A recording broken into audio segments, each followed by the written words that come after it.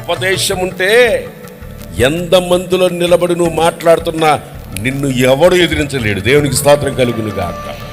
అది ఉపదేశానుసారమైన మాటగా ఉంటుంది కనుక ఎందుకు కుషించిపోయావు నాయన? వాక్యానుసారంగా నడవకపోతే కుషించిపోతావు. వినడం వరకే వింటున్నావు, దాని ప్రకారం నడుచుకుంటే కదా.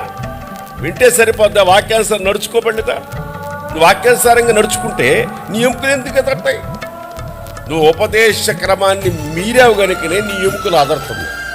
ఇంక మనిషి ఏమవుతాడు? కృషించిపోతాడు. ఉపదేశ క్రమం ఏమైంది? అపోస్తుల బోధ ఏమైంది? పరిశుద్ధులకు ఒక్కసారి అప్పగించబడిన బోధ ఏమైంది? ఎన్న వాక్యం ఏమైంది? నడుచుకుంటున్న ప్రవర్తన ఏంటి? అందుకనే ఎముకలు ఆధారుతున్నాయి. జీవితాలు నష్టపోవడానికి కారణం వాక్యం వినడమే కాదు, దాని ప్రకారం నడుచుకోవాలి. ఉపదేశాన్ని చదివి పుస్తకాలను రాసుకుంటే సరిపోతుంది, దాని ప్రకారం నడుచుకోవాలి.